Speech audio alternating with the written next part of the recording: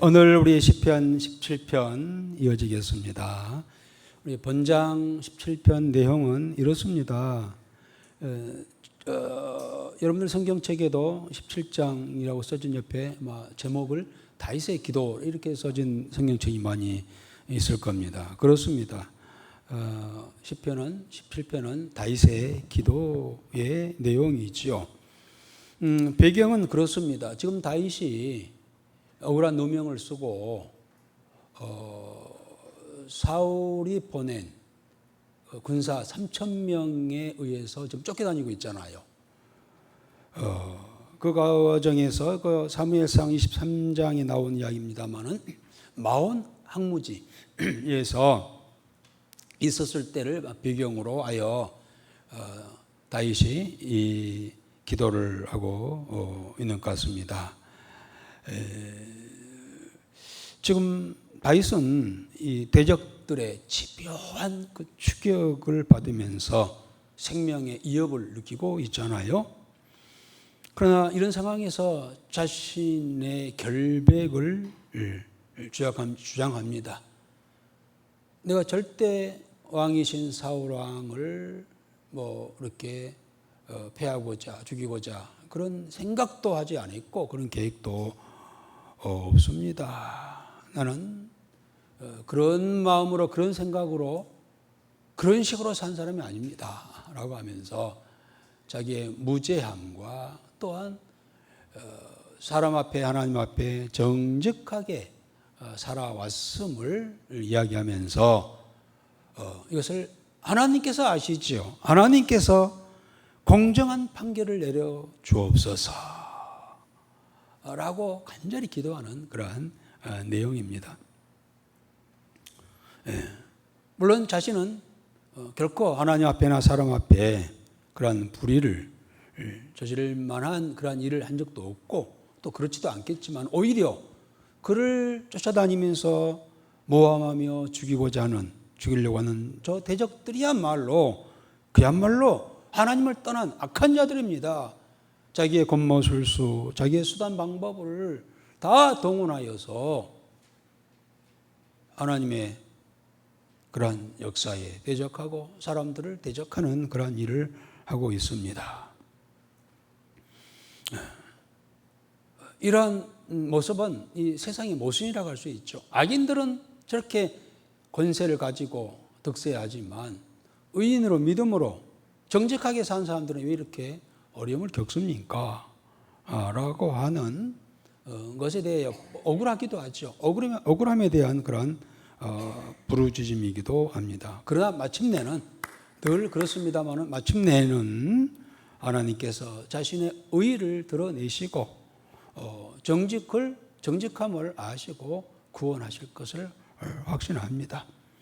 그리고 무엇보다도 그를 통하여서 하나님 앞에서 하나님의 얼굴을 뵈며 하나님이 주시는 은혜 속에 살아가는 것이 가장 최고의 복임을 그런 또 고백하면서 그렇게 하나님을 찬양하며 기도가 마무리하는 그러한 내용입니다. 오늘 우리 17장에서도 여전히 우리 성도들이 어떻게 살 것인가 나왔죠? 이미 다윗처럼 믿음으로 정직하게 진실되게 정의롭게 의롭게 살아야 함을 또 우리에게 교훈하고 있는 그러한 내용이라고 할 수가 있겠고요. 그리고 우리가 다윗처럼 때로는 이런 억울한 일을 당할 때도 있어요. 힘들고 고통스러운 일을 만날 때도 있어요. 이럴 때 우리는 어떻게, 물론 우리 성도들은 하나님 기도하지요. 어떻게 기도할 것인가? 기도도 배울 수 있는 그러한 기회라고 할 수가 있겠습니다. 오늘도 말씀 속에 주의 음성 듣고 힘을 얻고 위로받고 격려받는 또 우리에게 삶 속에 혹시 묶여있고 막혀있는 것들이 열리고 풀리고 하는 그러한 역사가 있어지기를 주의 이름으로 축복합니다. 자, 우리 2절 한번. 자, 1절과 5절까지는요, 그 이야기예요. 우리가 하나님 앞에, 사람 앞에 올바르게 살아야 한다. 또 다윗이 그렇게 살았죠. 그것을 이야기하고 있습니다. 자, 1절, 그 중에 1절, 2절 함께 읽어보겠습니다. 여호와여 의의 호소를 들으소서. 나의 울부짖음에 주의하소서.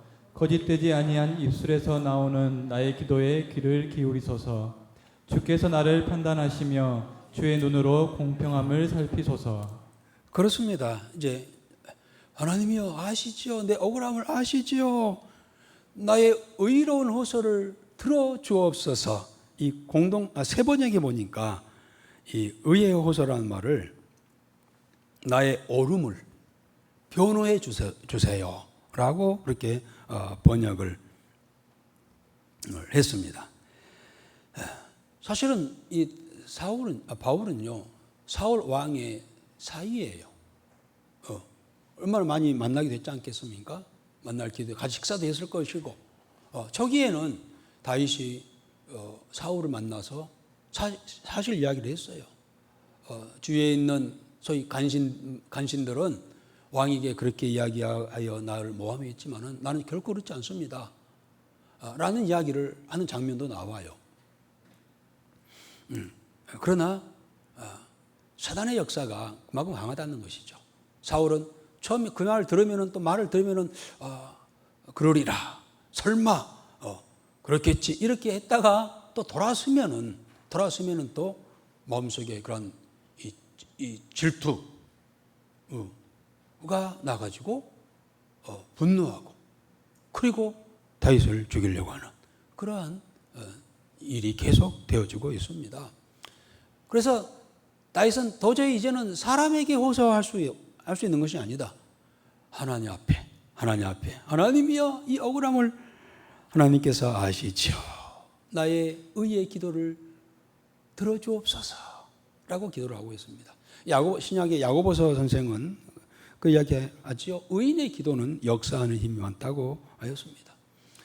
단지 다윗이 하나님 앞에 나와서 간절히 기도할 수 있는 근거 중에 하나가요, 의로움, 의인의 자세로 결코 나중에 쭉 나옵니다만은 그런 사람 앞에나 하나님 앞에 지금까지 부끄럼 없는 삶을 살아왔음을 내세우며 간절히 그렇게 하나님 앞에 아뢰는 그런 모습을 볼 수 있어요. 그래서 우리의 힘은 의로움입니다. 진실입니다. 정직하게 사는 것이 우리의 힘이지요. 다윗은 그 힘을 가지고 있었고 하나님 앞에 나가서 간절히 그렇게 호소를 합니다. 그러면서 다윗은 내가 하나님 앞에 어렵게 살지 않았습니까? 라고 하는 것을 증거를 댑니다. 3절입니다. 한번 읽어보겠습니다.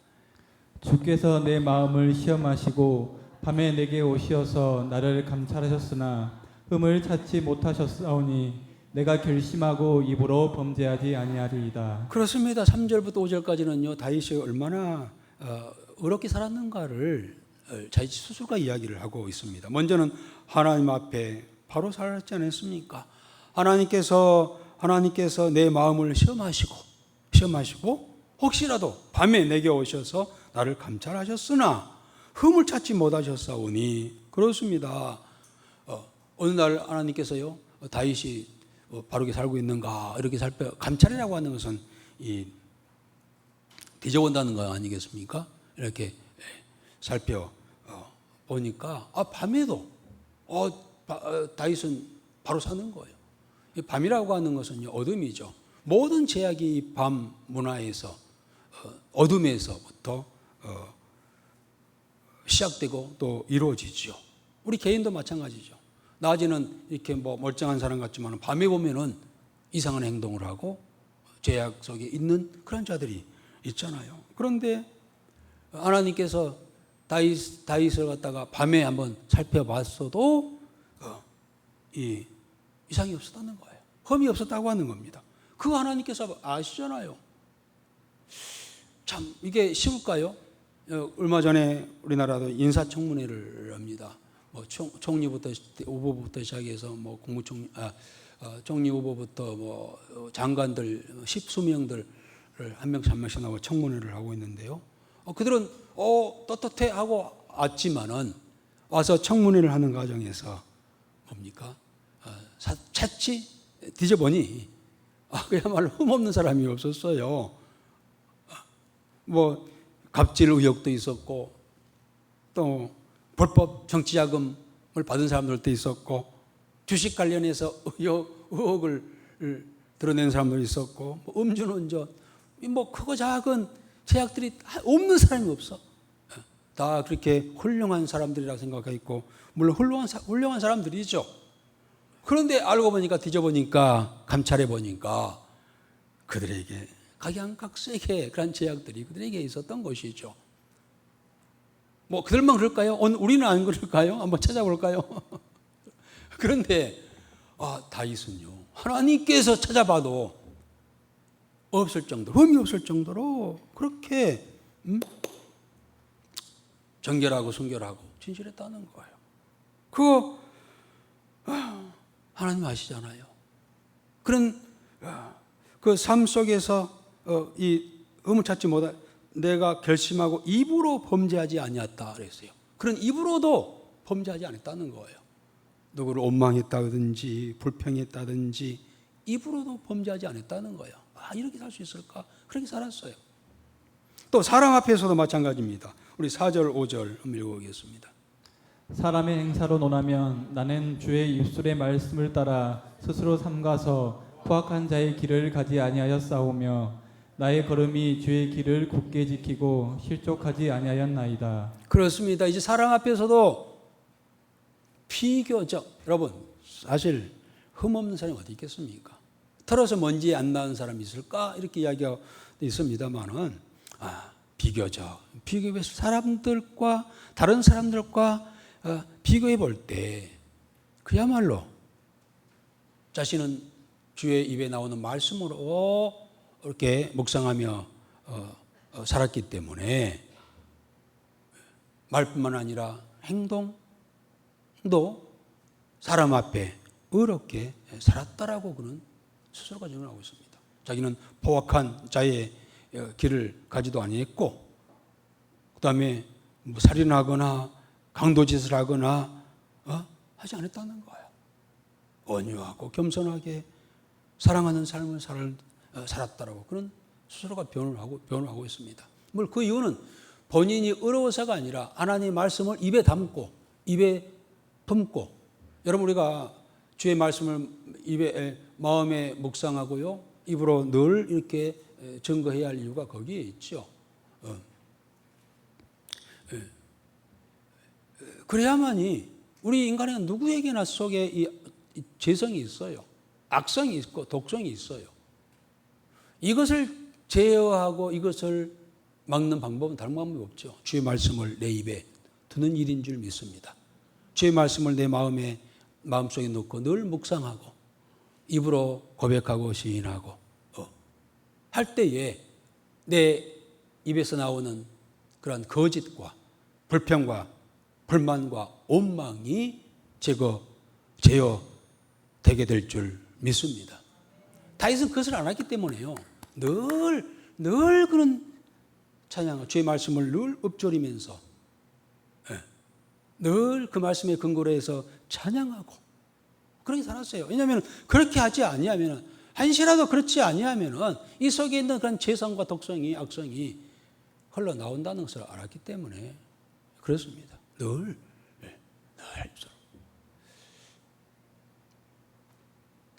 하나님께서 우리 신약 성경의 성도들은요 매일 하나님 앞에 나와서 이렇게 예배를 드렸다고 했습니다. 그렇게 한 이유가 뭘까? 그들은 시간이 너무 많아서였을까? 할 일이 없었을까? 아니요. 은혜 받고 나니까 성령의 은혜를 받고 나니까 은혜가 아니면 이 은혜 속에 있으니까 얼마나 행복하고 즐겁고 소망 가운데 살게 되고 그리고 그러한 영광스러운 그러한 삶을 삽니까? 입술로 제지지 않고 마음으로 제지지 않고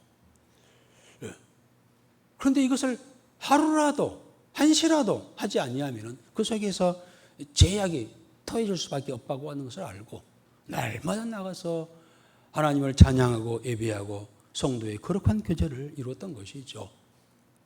그런데 오늘날 보면은요, 저는 며칠 전에 누구하고도 그런 이야기 했어요. 성도라고 하면서 일주일에 한 번 빼꼼히 교회 나와가지고 그리고 성결하게, 또 우리 성결교인이잖아요. 성결하게 살 수 있을까? 내가 되물어봤어요.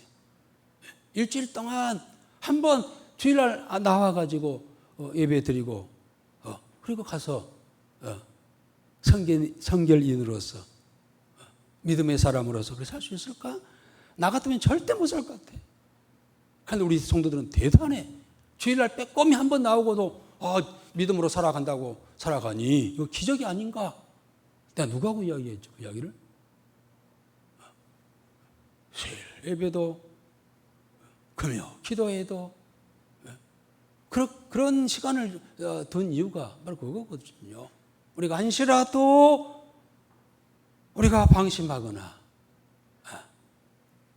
하면은 우리 영은요 무뎌질 수밖에 없어요. 그리고 우리 속에 있는 그런 지성과 악성과 독성이 품어져 나올 수밖에 없어요. 늘 기도하고 찬양하고 말씀 보고 묵상하고 그리고 그렇게 살아도 부족할 텐데, 이거 이 시대의 이 성도란 사람들은 일주일에 한 번 빼꼼히 한 번 보고 그렇게 믿음으로 산다는 이것이 기적 중의 기적이 아닌가. 제가 한번 하소연을 어떤 분하고 있는데 누군지라 모르겠어요. 다윗은 그거예요.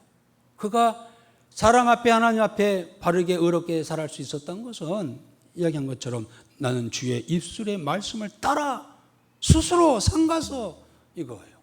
여러분 거기에 밀줄을 쭉 그으세요. 나는 주의 입술의 말씀을 따라 스스로 삼가서 늘 마음에 말씀을 둬야 돼요. 묵상해야 돼요. 입으로 고백하고 그다음에 시인하고 찬양하고 해야만이 하나님 앞에 사람 앞에 바르게 거룩하게 의롭게 살 수 있다는 거죠.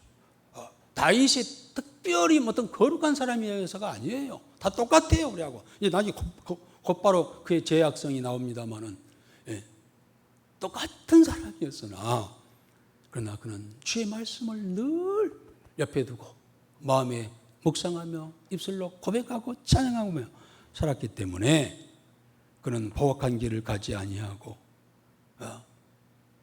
그리고 오히려 성령의 인도하심을 따라 온유한 그런 겸손한 그런 삶을 살 수 있었고, 지금 내가 하나님 그렇게 살고 있지 않습니까? 하나님 아시잖아요. 하나님 변호해 주세요. 했습니다. 다윗은 그렇게 살면서 주의 길을 굳게 지키고 실족하지 않았어요. 얼마나 유혹과 도전이 실망시킬 만한 일들이 많이 있었어요. 그러나 실족하지 않고 주를 떠나지 않고 주의 일에 결코 소홀하지 않았어요. 우리는 조금만 누가 옆에서 또 무슨 일이 있으면 실족하고 절망하고 실망하고 주의 일에 소홀히 하고, 그리고 그 결과는 뭐냐면요, 세상의 욕심을 얻게 되고 세상화되어 버리고 이런 전철을 갖게 되는 것이죠. 그러나 다윗은 그렇지 아니하였다고 그렇게 고백합니다. 그런데 사실은 이 17편은요 다윗이 범죄하기 전이에요. 우리가 너무 이 말씀 들으면서 여러분들 들으면서 아니 다윗이 죄 안 지었다고? 막 이렇게 하나 했어요. 있을 거예요. 맞아요. 그가 바세바 사건 이전에 지은 시예요. 그는 잘되고 이스라엘의 통일 왕이 됐잖아요. 이후로 이제 뭐 목표의식을 상실했을까요? 그래가지고 방심하고 안일해하고 나태함 속에 들어왔어요. 보세요.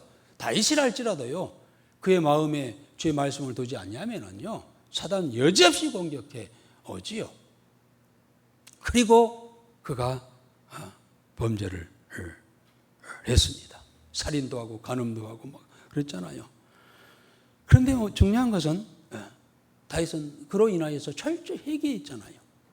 철저히 회개하고 그리고 하나님께서 그를 훈련시킵니다. 진짜 당할 수 없을 만한 일들을 그가 당하잖아요.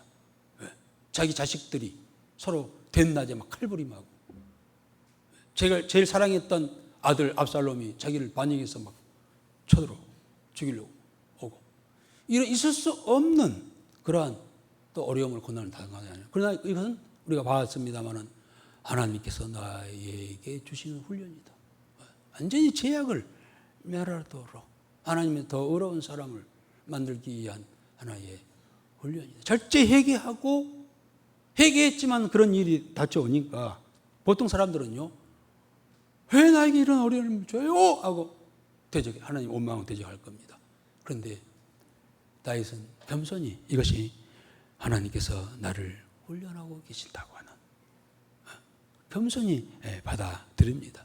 그리고 회개에 합당한 열매를 맺습니다. 그리고 오히려 그 훈련 받을 때 철저히 더 기도하고요. 그의 신앙이 더 정적인, 곧 하나님 앞에 더 한 걸음 더 나갈 수 있는 기회가 됐어요. 오히려 그는 이렇게 말하면 어떨지 모르겠습니다만 죄 짓고 하나님 앞에 더 한 발짝 간 사람이에요. 그리고 하나님 앞에 절제히 기도하는 그런 기도. 바로 이 기도가 바로 의의 기도이죠.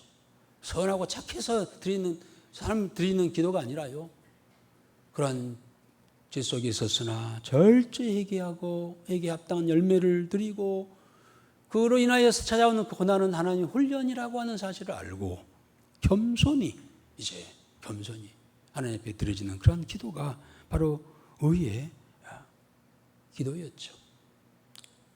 야고보 5장 16절에도 그러므로 너희 죄를 서로 고백하며 병 낫기를 위하여 서로 기도하라. 의인의 간구는 역사하는 힘이 큽니다. 다윗은요, 평생에 전쟁을 백수번 했지만은요, 한 번도 진 적이 없어요. 그리고 다윗이 제목을 가지고 기도했을 때 응답받지 않는 기도가 전혀 없어요. 다 기도했어요. 왜 그랬을까요? 그는 의로운 그런 기도를 했어요. 어렵다고 해가지고 말씀드린 것처럼 그가 죄가 없느냐? 아니에요. 죄를 지었을 때 철저히 회개하고 그랬잖아요. 너희 죄를 서로 고백하고 라고 했어요. 그리고 병 낫기를 위하여 서로 기도하라. 기도의 제목이 있을 때 기도하라. 그 기도는 역사하는 힘이 큽니다. 이렇게 했습니다. 다윗의 이 기도 응답의 비결은 바로 거기에 있는 것이죠. 철저히 회개하고 하나님 앞에 간구할 때 하나님께서 들어주시는. 우리 부모들 그렇잖아요. 자녀들이 잘못을 해요. 매를 때려요. 막 울고 막 그래요.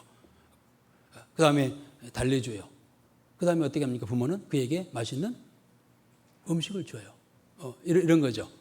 네. 그렇습니다. 하나님은 우리 예물만 받으신 분이 아니시라 우리의 마음과 몸도 받으시는 그런 하나님이신 것을 우리가 알 수가 있습니다.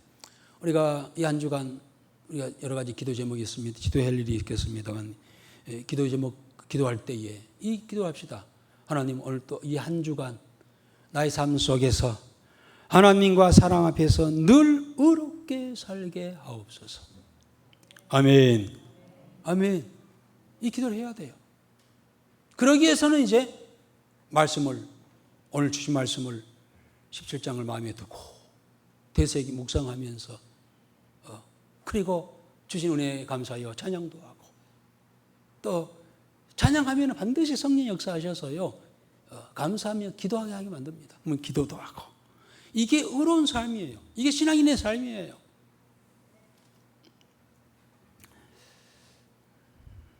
그렇게 간절히 기도한 이 다윗의 기도가 계속되고 있죠.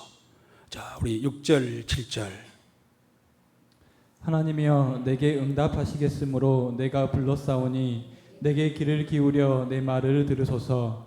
죽게 피하는 자들을 그 일어나 치는 자들에게서 오른손으로 구원하시는 주여 주의 기이한 사랑을 나타내소서. 그래요. 아까 말씀드렸죠. 다윗은요 성경을 쭉 읽어보면요 그가 기도했던 내용들 응답받지 못한 것이 거의 없어요. 지금 이 상황도 그러잖아요. 확신하잖아요. 내게 응답하시겠으므로 확신을 갖습니다. 이유는 왜?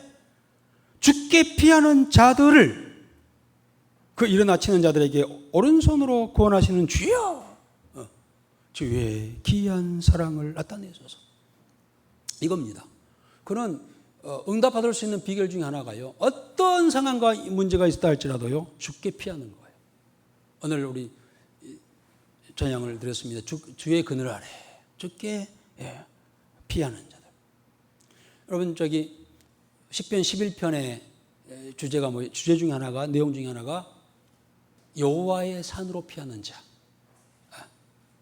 세상의 산이 자기 산도 아니요 세상의 산도 아니라 여호와의 산에 피하는 자들에게 주시는 하나님 은혜에 대한 기록이 시편 11편에 나와 있잖아요. 이게 지혜로운 자예요. 주께 피하는 자. 다윗은 늘 주께 피했습니다. 주의 산으로 갔습니다. 지혜로운 자이죠. 하나님의 보호를 받을 수 있는 비결이요. 하나님 기도할 때 하나님께로부터 응답받는 비결이 바로 주께 피하는 일인 줄 믿습니다. 그럴 때 주의 기이한 사랑을 나타내소서. 그렇습니다.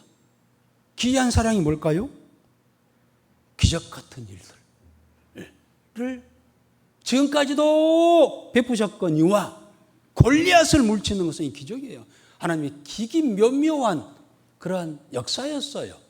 그것을 지금까지 수없이 체험해 오고 있잖아요. 그래서 그때마다 그런 기적을 체험했을 때는 반드시 그가 죽기 피할 때요. 골리앗이 왔을 때 너는 나에게 칼과 단창으로 나오거니와 나는 만군의 여호와의 이름으로 나가노라 하고 여호와 하나님을 딱 이렇게 앞세웠어요. 그럴 때 하나님께서 기적을 베푸셨습니다. 이게 지혜예요. 어느 이 지혜로운 불신자가 있어요. 어느 대학 교수인데요. 이 교수는 그의 친구 중에 목사가 있었어요. 그런데 이 교수는 그 교회 친구 목사님의 교회에 뭐 행사가 있으면 또 절기가 있으면 늘 헌금을 갖다 드리는 거예요. 자기는 믿지 않으면서. 그래서 뭐 교회가 무슨 일이 있으면 이렇게 와서 헌금하고 가고 절기 때 헌금하고 가고 그렇게 하는 거예요. 그런데 그에게 아들이 하나 있었는데 고3이 됐네. 고3 된 아들을 대부분 신앙 교회 생활 잘 하다가도요. 고3 되면 교회 안 나오잖아요. 그런데 이 교수는요. 자기 아들을 주일날 아침마다 차에 태워가지고 교회에다 데려다 주는 거예요. 자기는 그리고 차에 있어. 그리고 그 아들을 갖다가 교회에다가 보내. 근데 이 아버지가 교수가 소원이 있어. 뭐냐면 그 아들을 의대를 보내는 거예요. 의대 보내기를 소원하면서 그의 친구 목사 교회에 늘 갔다가 절기 때마다 헌금 주고 그리고 그 아들을 고3 아들을 갖다가 교회 데려다 주는 거예요. 그런데 이 아들은요 사실 의대 갈 만한 실력이 안 돼. 성적이 아니야. 뭐 반에서 한 15등 정도 되는 그런 아들이에요. 그런데 이 아버지가 교회에다 밀어넣는 거예요. 그런데 결과가 어땠을까요? 그 아들이 결국 지혜로운 불신자지만 지혜로운 아버지의 그 열망대로 그가 의대 합격해가지고 뭐 신경정신과 의사가 됐다나 지혜로운 불신자지만 지혜로운 그런 자이죠. 뭐 자기는 안 믿고 행동을 안 하지만은 뭔가 교회에다가 집어넣으면 하나님 앞에 데려다 놓으면 하나님의 그늘 아래 두면 하나님께서 이를 도와주실 것이다 라는 그러한 지혜로운 믿음이 있었던 것이죠. 그래서 그랬는지 하나님께서는 기이한 기적을 그에게 베풀어서 그가 의사가 됐다는 거예요. 오늘 이 불신자들도 이렇게 지혜로워요. 그런데 반면에 가만히 보면은 성도들이 믿는 자들이라고 하면서 성도들이라고 하면서 무슨 일이 있으면은요 밖으로 나가 세상 방법, 세상에 어떤 누구를 의지하고 뭐 세상 방법을 하려고 하는 지혜롭지 못한 그런 신앙인들이 또 있어요. 그러나 이 지혜로운 그런 불신자 이 교수는요, 뭔가 모르지만은 저들이 믿는 하나님 앞에 데려다 놓으면은 하나님께서 어떻게 해주실 것이라는 그런 믿음을, 그런 믿음이 있었겠죠. 그래서 그 일을 행했다고 하는 그런 이야기를, 간증을 들었습니다. 죽게 피하는 자, 하나님께서 기이한 역사를 행하여 주실 줄 믿습니다. 오늘 개인 이야기를 해서 그렇습니다만, 오늘 헌금 중에 우리 마제오 마서방 다 알죠? 우리 윤성자 권사님 사이에요. 나는 마제오 이가 있는데요. 이렇게 헌금을 보내왔잖아요. 저는 알고 있어요. 왜 이런지. 몇 주 지난주에 우리 용원사님 딸 선윤영이가 머리에 이 큰 혹이 있었대요. 그래서 서울대병원 가가지고 봤더니 있어가지고 수술을 해야 된대요. 가기 전에 권사님이 나한테 문자가 왔어요. 목사님 이래서 윤영이가 수술을 하게 됐는데 이에서 기도해 주세요. 여러 그 목장분들한테 다 이야기하고 기도를 부탁했던 것 같아요. 하고 드디어 지난주에 가서 이제 수술을 하려고 하는데 다시 검사하잖아요. 그런데 의사가 그러더래요. 자세한 잠깐 우리 권사님 이야기하고 그렇습니다. 의사가 그 혹이 분명히 그때 있었던 혹이 없어졌다는 거예요. 그래가지고 수술 안 해도 된다겠다고 지난주에 와서 이야기. 권사님 맞습니까? 자세히 좀 이야기해 보실래요? 그래 어쨌대요? 저는 대충 들어가지고 조금만 이야기 잠깐만 어떻게 된 거예요?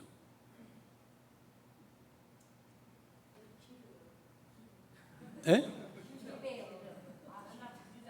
예? 길어 사연이 아무튼 그러겠죠. 그게 보통 일입니까? 사실 우리 오랫동안 알았었는데 결국 보니까 수술해야 되겠다고 큰 놈이 있어가지고 해서 하려고 했는데 여러 번 게 아니라 다시 이제 하려고 수술대에만 앞에 있었던 모양이죠. 검사를 하는데 없어졌다고. 이거 무슨 일입니까? 그래가지고 이 모든 사람의 이 사이하면은 사이의 모범 마서방 마제오가 자기 가려고 하는 우리 권사님 올라고 하는데 가방에다 뭘 집어넣더래요. 보니까 봉투에다 헌금을 30만 나한테 이야기까지 해서 30만 원을 넣어서 그래가지고 우리 깜짝 놀랐다는 이야기를.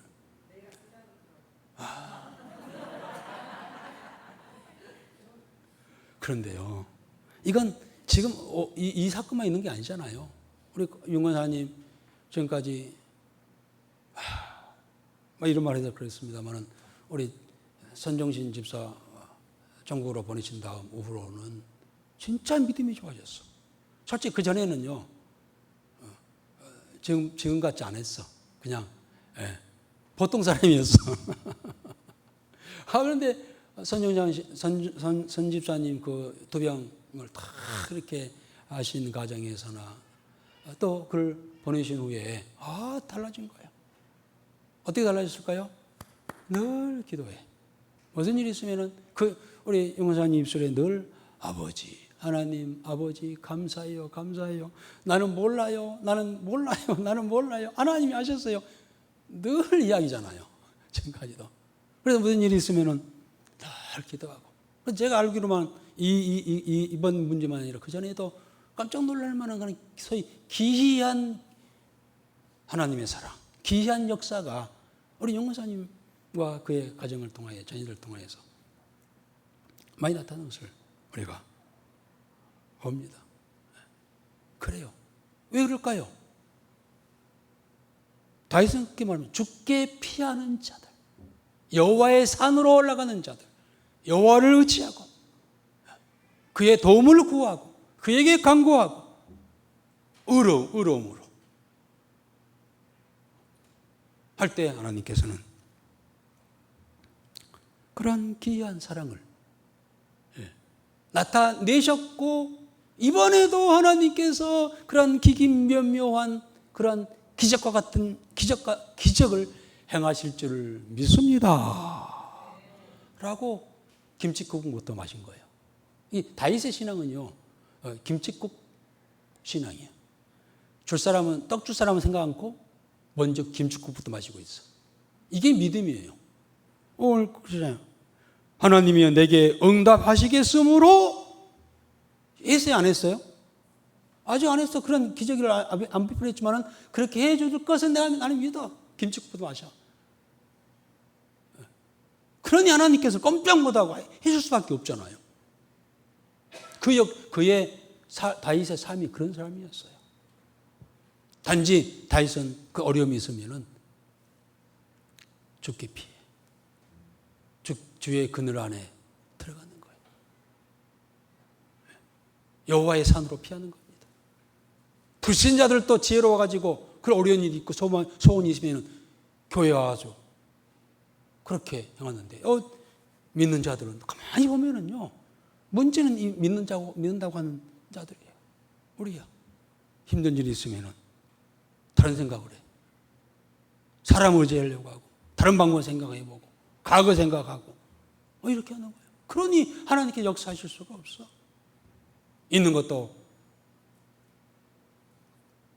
다 소모시키면서 받은 은혜 다 땅에 떨어뜨리면서 그렇게 미련한 행동을 합니다.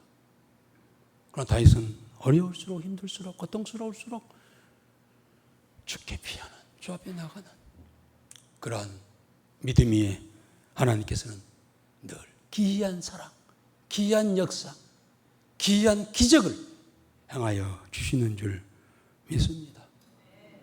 계속해서 읽겠습니다. 8절과 9절입니다. 나를 눈동자같이 지키시고 주의 날개 그늘 아래에 감추사 내 앞에서 나를 압제하는 악인들과 나의 목숨을 노리는 원수들에게서 벗어나게 하소서. 그렇습니다. 다윗은 하나님의 나를 눈동자처럼 지켜주시고 주의 날개 그늘 아래에 감추사 내 앞에서 나를 압제하는 악인들과 나의 목숨을 노리는 원수들에게서 벗어나게 하소서. 우리 기도 중에 이 기도를 해야 돼요. 하나님이여, 나를 눈동자처럼 지켜주시고 주의 날개 아래에 감춰 주옵소서. 이 기도를 우리가 늘 아침에 나서기 전에 새벽에 나와서 기도하면서 아침에 길을 나서기 전에 기도해야 되고, 그리고 우리의 자녀들을 위해서 늘 이 기도를 해야 돼요. 하나님이여, 이 하루 동안도 우리의 자녀들, 자신뿐만 아니라 우리의 자녀들 이름 불러가면서 눈동자처럼 지켜주시고 주의 날개 그늘 아래 감추게 하소서. 이 기도를 우리 믿는 우리 성도들이, 믿는 부모들이 해야 해요. 다윗은 늘 기도, 다윗의 기도 찬양이 그 찬양과 기도잖아요. 그래서 하나님께서 이 기도를, 그 찬양을 듣고 안 해줄 수가 없다니까. 그래서 그는 백전백승했고 하는 기도마다 응답을 받았어요. 우리는 무슨 배짱인지 전혀 그런 기도도 하지 않아요. 그러니 어떻게 하겠습니까? 인격적으로 하나님께서 소홀히 할 수밖에 없지 않겠어요? 다윗은 그런 가운데서도 하나님의 도와심과 보호심이 있기를 위해서 기도하는, 이 한 주간도 아침에 일어나서 이 기도 꼭 하십시다. 하나님이여, 눈동자처럼 지켜주시고 주의 날개 그늘 아래 감춰 주옵소서. 지금은요, 하루에도 무슨 일을 당할지 모르는 시대잖아요. 순간 언제 어디에서 자동차 타고 가다가 그냥 땅이 꺼져가지고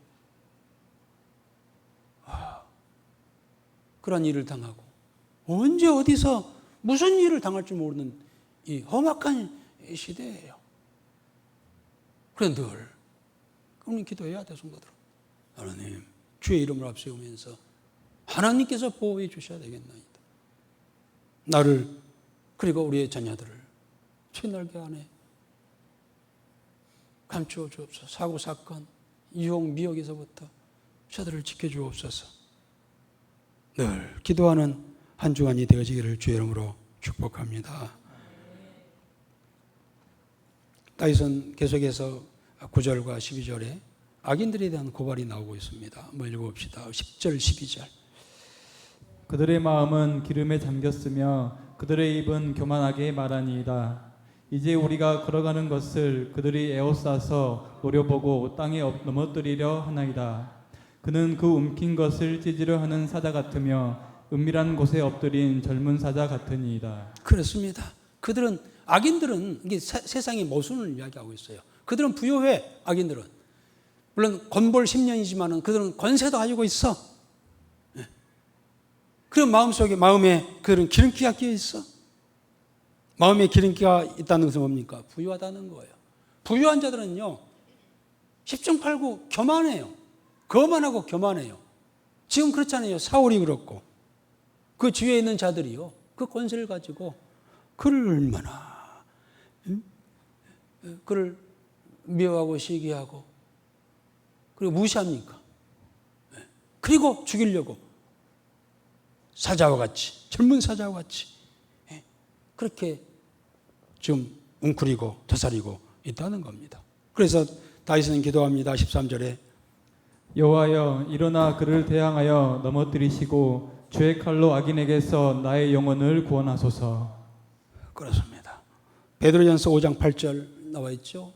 근신하라, 깨어라, 너희 대적 마귀가 우는 사자와 같이 들어다니며 산길차를 찾나니. 다윗은 그것을 읽겠어요. 그 12절에 엉킨 것을 찢으려고 하는 사자 같으며 은밀한 곳에 엎드린 젊은 사자 같으니이다. 그렇습니다. 사단의 공격이죠. 사울이 그런 게 아닙니다. 그 속에 그 장면에 나오죠. 사울 속에 악한 영이 들어갔다고 했어요. 그래서 바울이 사울 앞에서 그를 위해서 기도해주고 찬양하면은요, 그 속에 있는 사울 속에 있는 악한 영이 떠나갑니다. 그래가지고 금방 돌변해가지고, 아이고 다윗아, 내가 잘못했어, 그랬구나, 잘못했어 막 이렇게 합니다. 또 그러다가 또 등 돌아서면은요, 또 사단이 쏙 들어가가지고 막이 들어가가지고 또 막 창을 들고 막 들어갑니다. 사단의 역사였어요. 여러분, 우리는 사단의 역사를요, 우리는 우리 힘으로 벗어날 수가 없어요. 하나님의 도우심이 반드시 있어야 합니다. 다윗은 그것을 알았기 때문에 늘 그렇게 기도했어요. 사람을 향하여 대적하지 않았습니다. 사단은 우리에게 싸우게 합니다. 사람과 싸우게 하는 것은 사단의 역사예요. 거기에 넘어가서는 안 됩니다. 불신에 빠지게 합니다. 절망에 빠지게 합니다. 슬프게 합니다. 우울하게 합니다. 우울증에 들어가게 합니다. 이게 사단의 역사입니다. 이 사실을 안다면 소름 끼치는 것이죠. 사람이 아니구나, 내가 아니구나, 내 속에 있는 그런 악한 영의 역사구나 하고 사람을 대적하지 않아요. 사람을 원망하지 않아요. 사람 앞에 불평하지 않습니다. 미워하지 않습니다. 원망하지 않습니다. 그리고 기도합니다. 다윗처럼. 하나님께서 하셔야 되겠나이다. 하나님께서 기도한 사람이 현명한 사람인 줄 믿습니다. 아멘. 때문에 우리 주위에 나타나는 여러 가지 일들에 있어서요, 사람 원망하고 불만하고 미워하고 해서는 안 돼요. 그래서 우리가 아침에도 아침 출근하기 전 출근하기 위해서 운전하고 나갈 때도요, 기도해야 돼요. 사단의 그런 방해가 있지 않기를 위해서 기도해야 합니다. 직장에 가기 전에도 기도해야 합니다. 그리고 특별히 사람 만나는 것에 있어서도요, 기도해야 해요. 배후에서 악한 영의 역사가 얼마나 교묘하게 역사한지 몰라요. 다윗에게, 사울에게 그랬듯이. 다윗은 그것을 알기 때문에요, 하나님이요, 주께서 하옵소서, 주께서 행하시옵소서라고 간절히 기도합니다. 14절 15절입니다. 읽어보겠습니다. 여호와여, 이 세상에 살아있는 동안 그들의 분깃을 받은 사람들에게서 주의 손으로 나를 구하소서. 그들은 주의 제물로 배를 채우고 자녀로 만족하고 그들의 남은 산업을 그들의 어린 아이들에게 물려주는 자니이다. 나는 의로운 중에 주의 얼굴을 배우리니 깰 때에 주의 형상으로 만족하리이다.